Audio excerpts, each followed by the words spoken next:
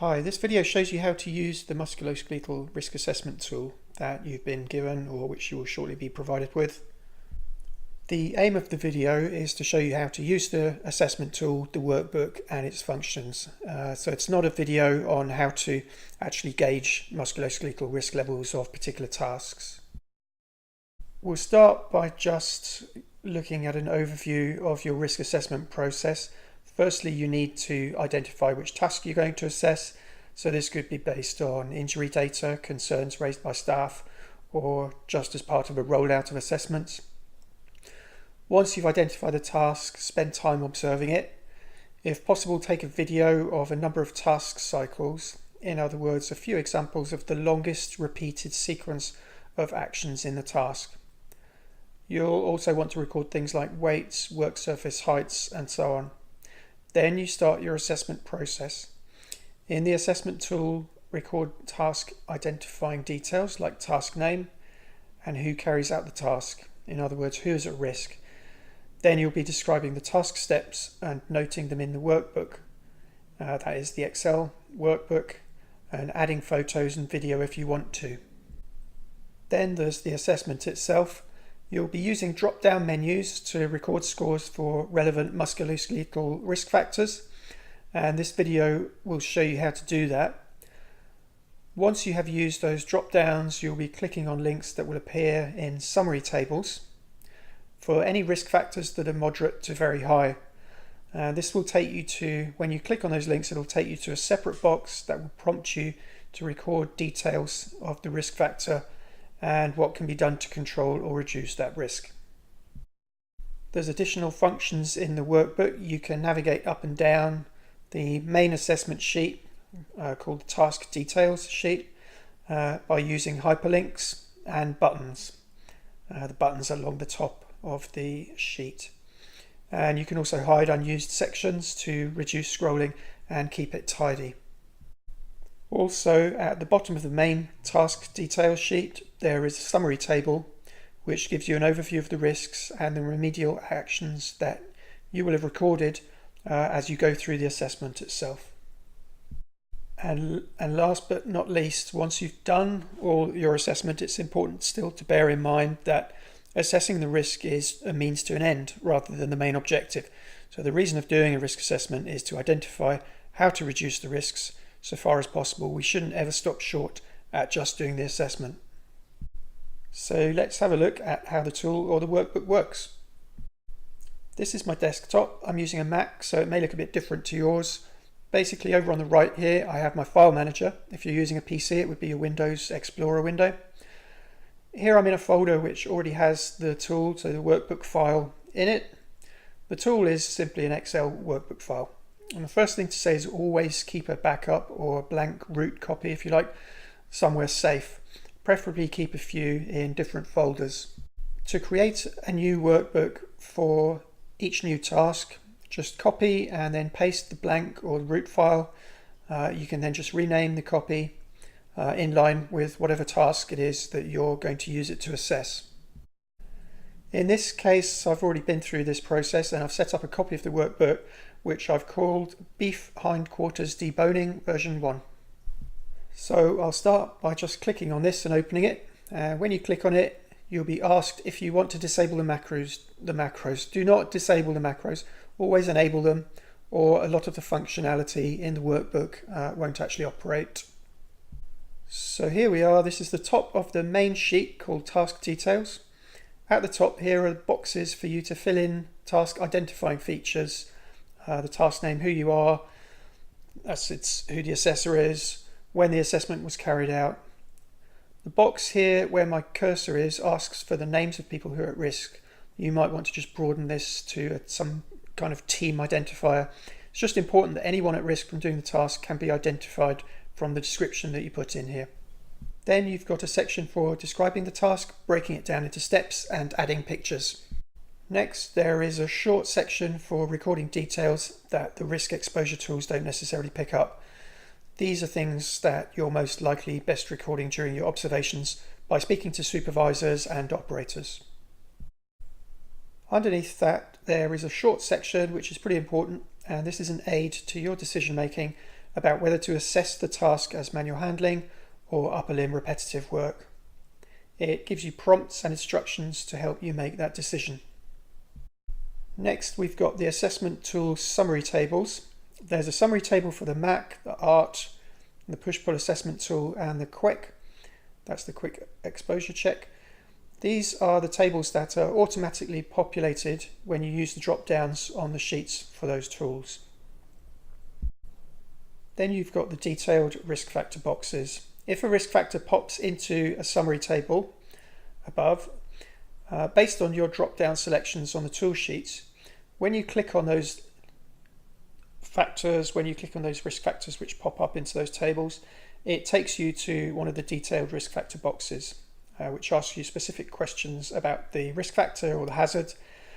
These also have pop-up boxes for each prompt, which give you advice to help you with your detailing of the risks. So if we make a start, we'll go back up to the top and start filling this in. I'll speed this section up to keep things a bit shorter.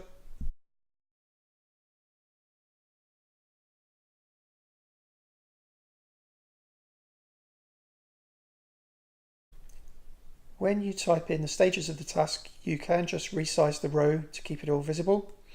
You can also put in a return within the cell by using the hotkey combination. On a PC, you just press Alt and Enter at the same time to create a new paragraph within a cell.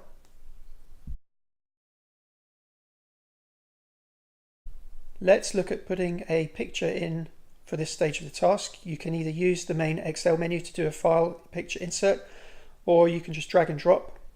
This is just an image I grabbed from a YouTube video, so there's the link just to give credit where it's due. You can resize the picture, and then we need to make sure that the picture behaves itself still once it's in your spreadsheet. So if you do a right click, you go to picture format. There in the properties option, you have a few options. Let's see what happens if we select move and size with cells. Also, it's worth setting the image to snap to grid. Do this via the Format Picture tab and the Align drop-down menu, and that helps you with lining up pictures. So if you recall, we set the property to move and size with cells, but if we need to resize the row, it stretches the picture, which is not ideal. But if you want at a later stage to hide this section, this top section, this is the picture setting you need. So my advice is to finish your text entry and then put the picture in, or you could just resize the picture once you've resized the row.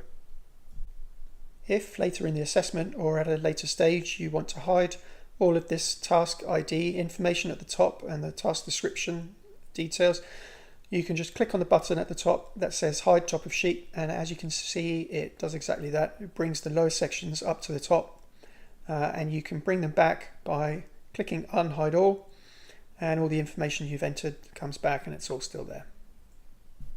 Okay, so we'll just zip through here and type in the additional summary information that the drop downs in the assessment tools won't necessarily pick up on. I'll just speed this bit up to save a little bit of time. What I have typed here is guidance itself, so you might want to go back at some stage and pause the video and have a look at that.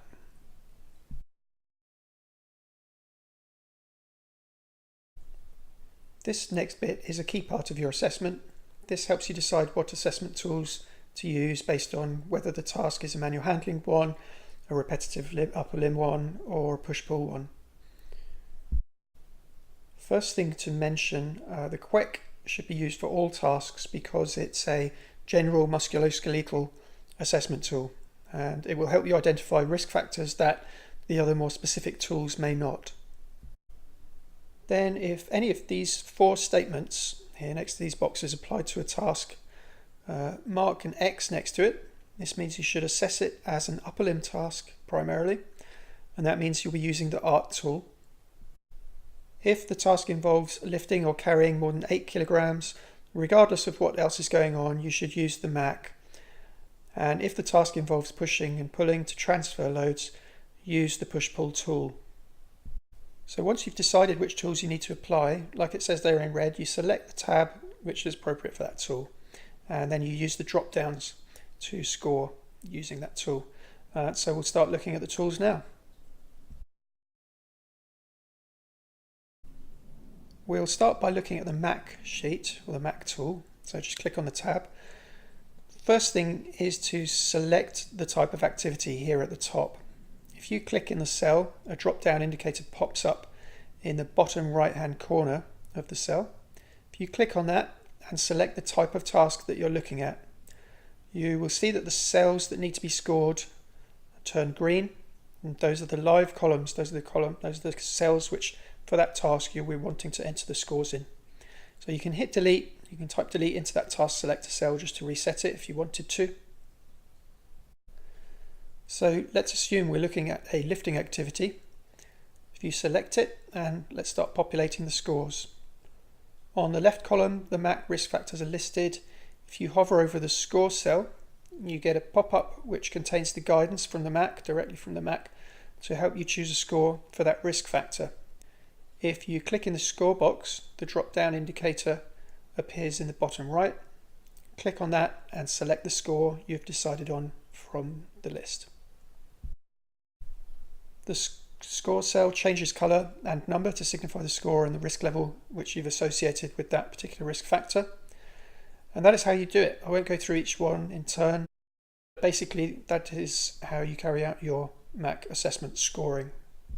At the bottom, you'll see you get your total task score. Remember, only click and score in the boxes that are coloured already.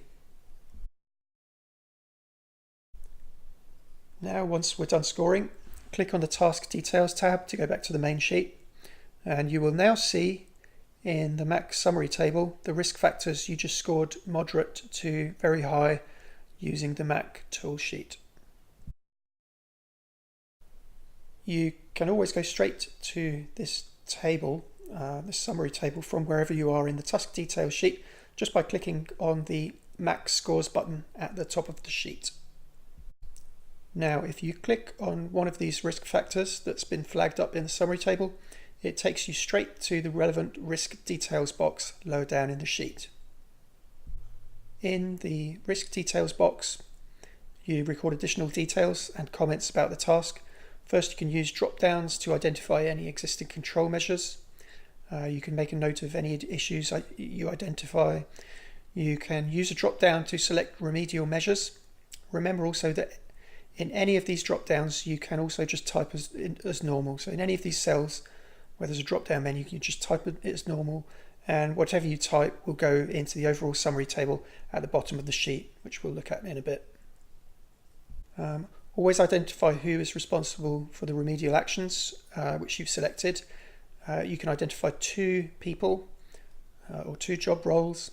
Also make sure you've put in a target date for implementing the remedial actions. I'll just zip through another one of these risk details boxes so we've got something in the summary table at the end.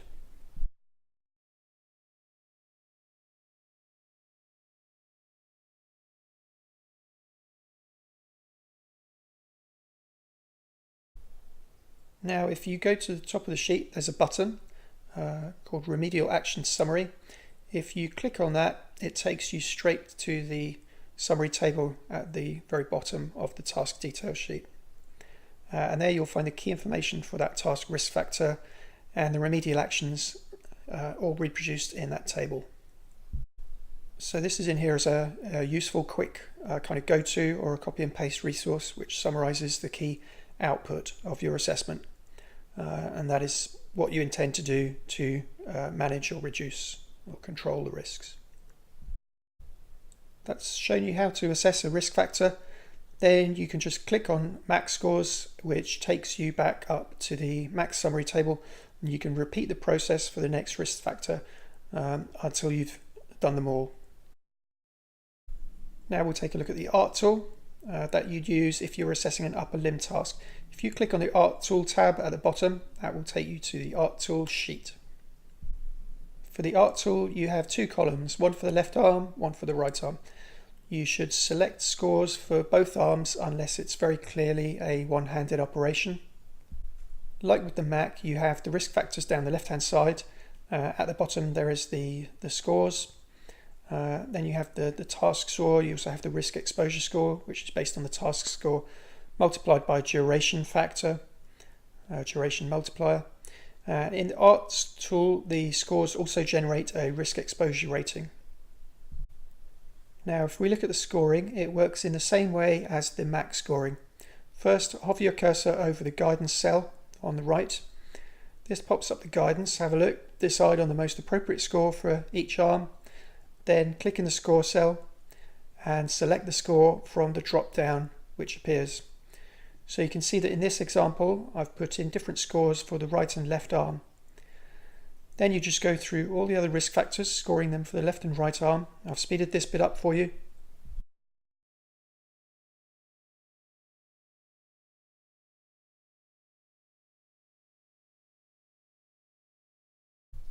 Remember, at the bottom you will also need to click in the duration multiplier cell to select a score.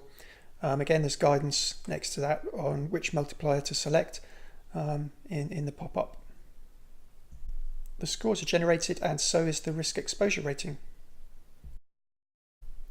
Once you finish the art scoring, you click on the Task Details tab and that main sheet will be wherever you left it.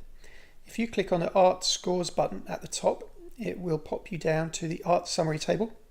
In that table, as with the Mac, you'll find it populated already with any moderate or high risk factors that you've scored in the Art tool. You'll see that the Art Summary table also has the exposure scores in it for each arm and the exposure rating.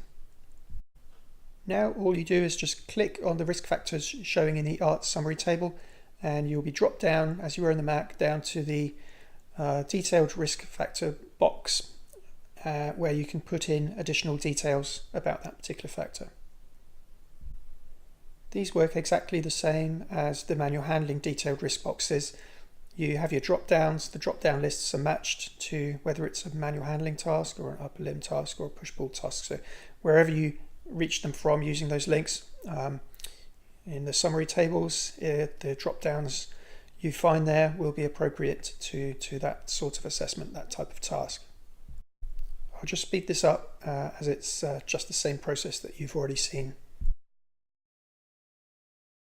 Like with the manual handling detailed risk boxes, if you click on the link in the top right of the boxes, it zips you right back up to the art summary table, and the details that you put in those boxes will also populate straight into the remedial actions summary table right at the bottom of the sheet, which, remember, you can go to straight directly using the button at the top. I've put in examples and items to choose from that should be relevant for drop downs that you need, but if you need or want to put in a new item or change any items, here's how you would do that. Firstly, the very easy way, you'll notice at the bottom of the drop downs there are 3 blanks or dummy entries.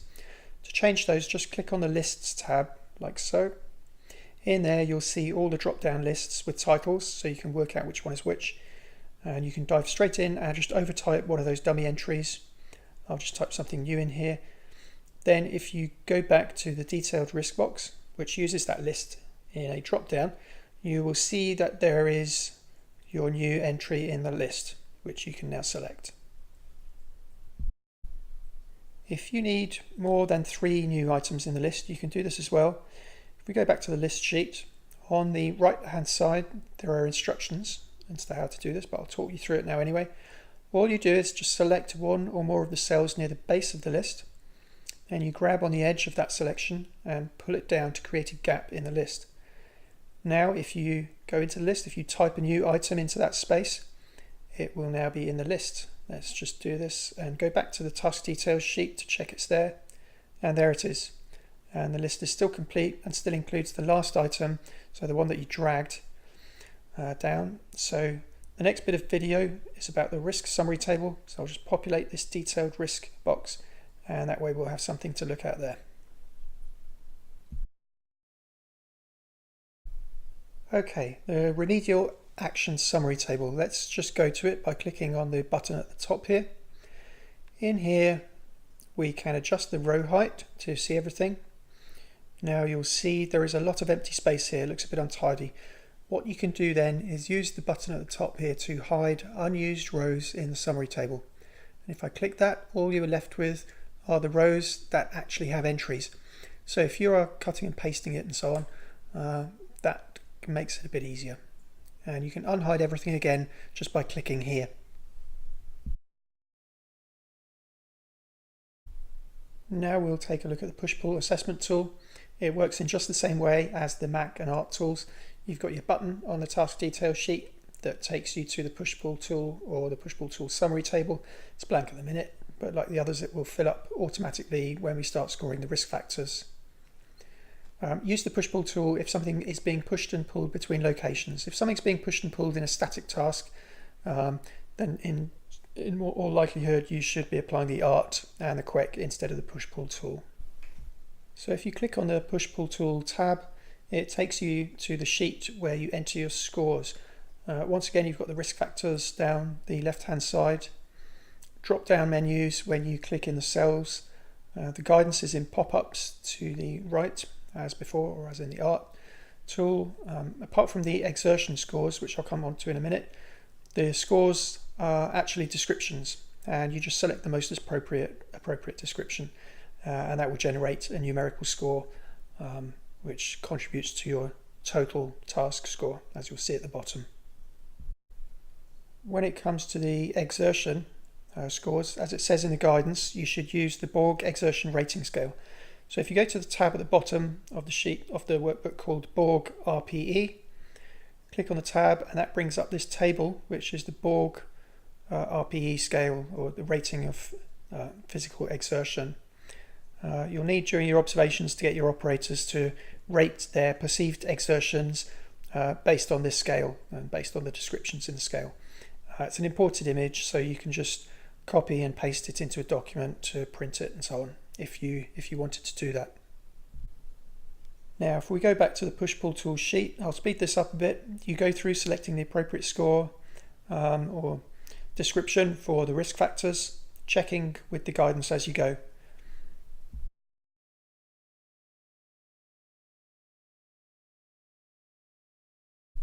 There at the bottom is your total exposure score based on the risk factors that you've selected and rated. Now, just like the other tools, if we go back to the task detail sheet and if we click on the push-pull scores button at the top, it takes us to the push-pull tool summary table, and like the others, it's now populated with any risk factors which you identified or scored as moderate to high. As with the ART and the Mac, you can click on any of these factors which have come up into this table and you'll be taken to the detailed risk box, which you can fill out again using the drop downs. Again, just a reminder that alongside the prompts in the detailed risk boxes, there is guidance. We'll just speed through this process now.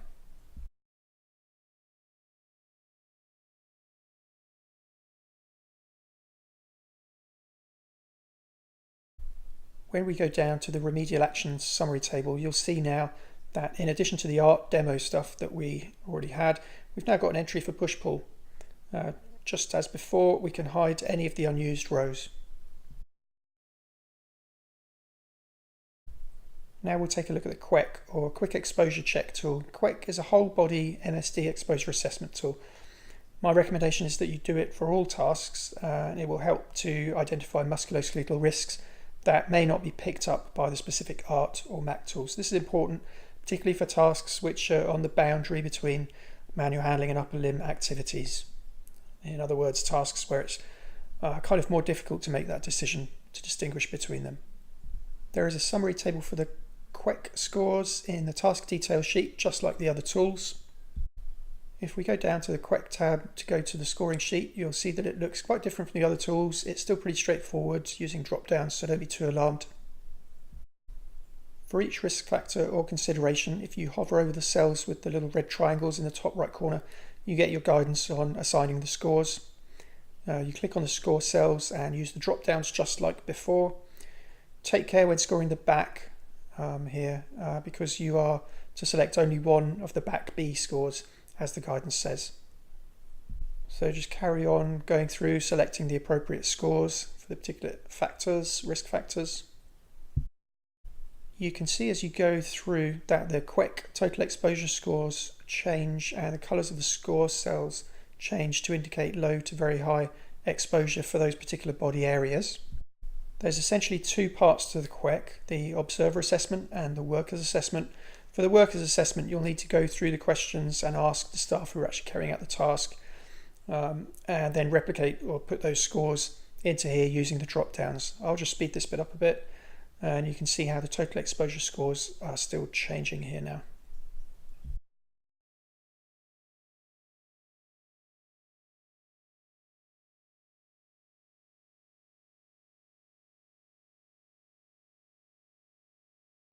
Now if we pop over to the main task details sheet, you'll see that the QEC table is populated with the body areas that came up as having moderate to high exposure.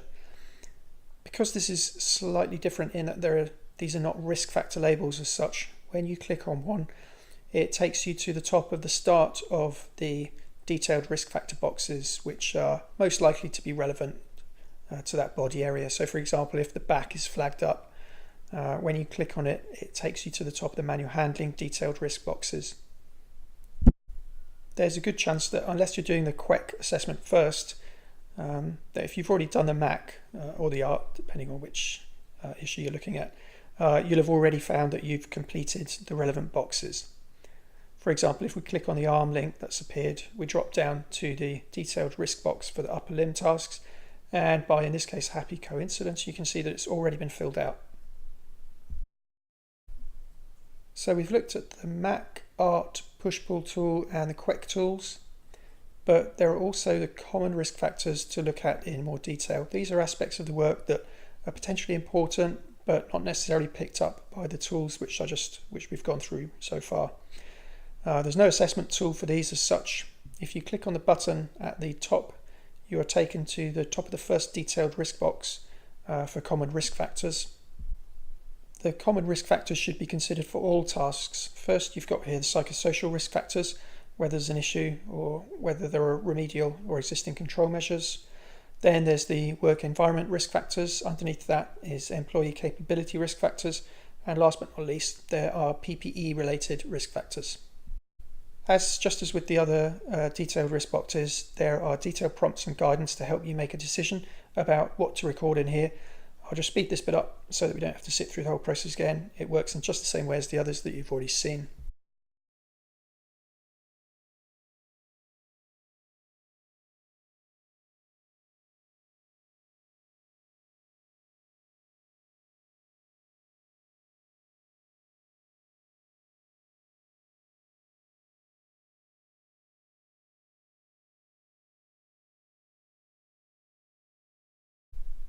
Once you've gone through and done all your assessments, you might want to tidy it up a bit. The main task details sheet could contain sections which you don't need to see. For example, the push-pull tool sections might still be there for an upper limb task which you've assessed. So you can remove unwanted sections to pare it down a bit and make it easier to scroll through. First, you have the hide top of sheet option, which hides all the details apart from the task name, down as far as the tool summary tables. Remember, you can always unhide anything you've hidden by just clicking here. You can also hide manual handling sections by clicking here, hide manual handling. Now we'll also show we can hide the push-pull sections by clicking here, and you can see that the detailed risk boxes start now with the upper limb risks. The manual handling ones are hidden, and when we scroll down, so are the push-pull detailed risk boxes. And then, as we've seen already, you can hide unused rows in the remedial actions summary table. And that is pretty much it. You can unhide specific sections, or you can unhide everything if you want to. So you can see if you click unhide, all those sections you may disappear come back and they're all okay. They still contain all their data.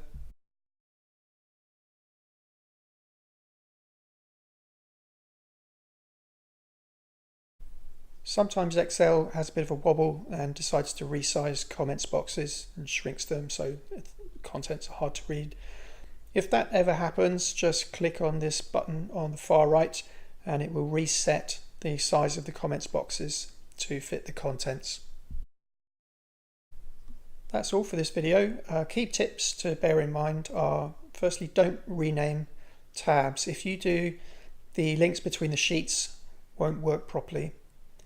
I recommend that you navigate as much as possible using the hyperlinks and buttons at the top, just to save your wrist and thumb from all that scrolling. Remember, you can type directly into the detailed risk boxes instead of using the drop-down choices. That's if you wanted to or needed to. It's worth doing a tidy up when you're finished, hiding unused sections. It helps if anyone else wants to look at the file or go through it, or if you wanted to print it out, for example. Of course, always keep saving your work as you go through the assessment. Save it as much as you can. And last but not least, remember to keep a blank root copy or a blank copy of the assessment book, or preferably to somewhere safe where it's not going to get overwritten or deleted. I hope this is a useful video. If you need any help with it, or if you've got any suggestions for useful changes, please get in touch. Here are the contact details.